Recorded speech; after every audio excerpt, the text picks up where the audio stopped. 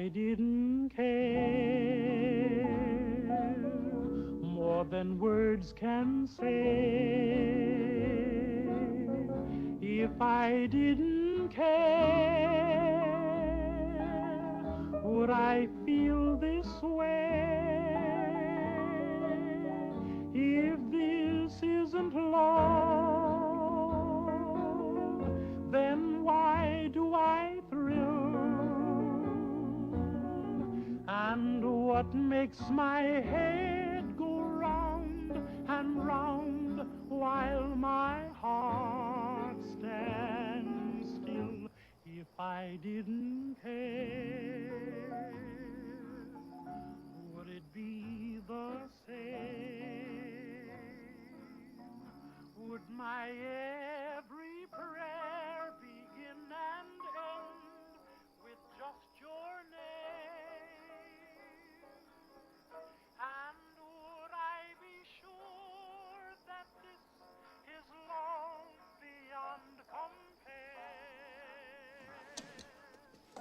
Would all this be true if I didn't care for you?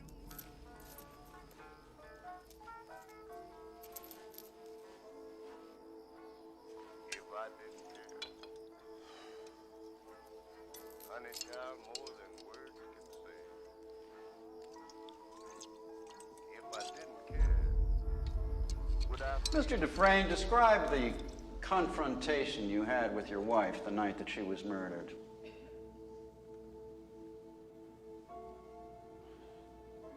It was very bitter.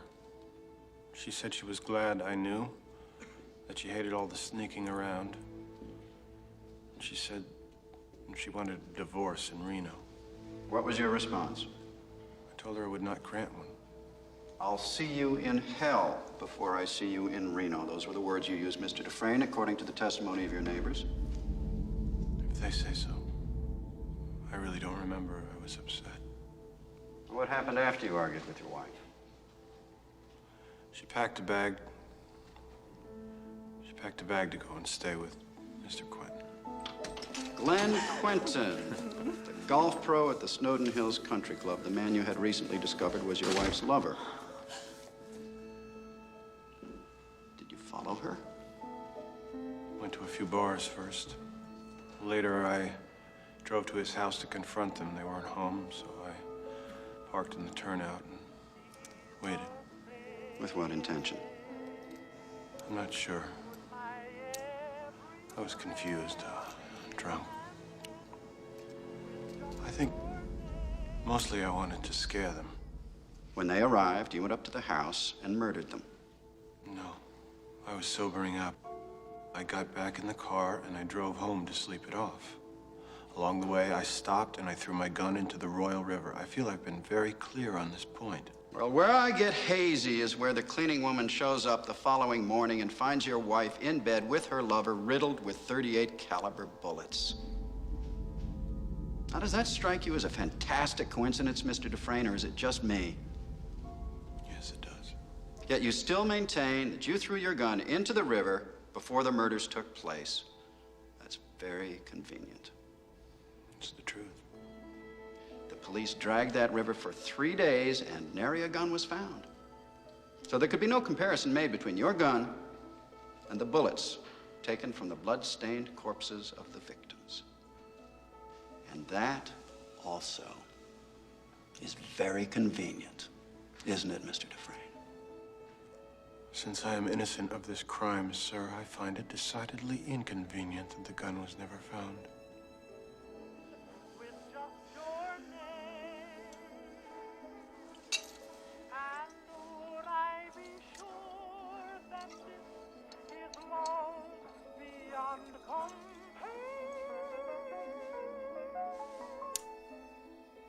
Ladies and gentlemen, you've heard all the evidence. You know all the facts. We have the accused at the scene of the crime. We have footprints, tire tracks. We have bullets strewn on the ground which bear his fingerprints. A broken bourbon bottle, likewise with fingerprints. And most of all, we have a beautiful young woman and her lover lying dead in each other's arms. They had sinned. But was their crime so great as to merit a death sentence? Now, while you think about that, think about this. A revolver holds 6 bullets, not 8. I submit that this was not a hot-blooded crime of passion. That at least could be understood, if not condoned. No. This was revenge of a much more brutal and cold-blooded nature. Consider this: 4 bullets per victim. Not 6 shots fired, but 8. That means that he fired the gun empty and then stopped to reload so that he could shoot each of them again. An extra bullet per lover, right in the head. You strike me as a particularly icy and remorseless man, Mr. Dufresne. It chills my blood just to look at you. By the power vested in me by the state of Maine, I hereby order you to serve 2 life sentences back to back. 1 for each of your victims. So be it.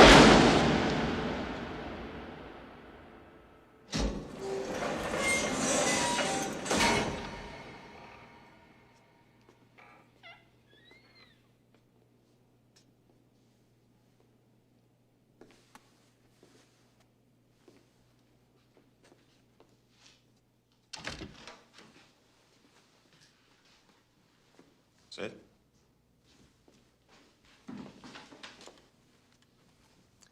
We see by your file you've served 20 years of a life sentence. Yes, sir. You feel you've been rehabilitated? Oh, yes, sir. Absolutely, sir. I mean, I learned my lesson. I can honestly say that I'm a changed man. I'm no longer a danger to society. That's God's honest truth.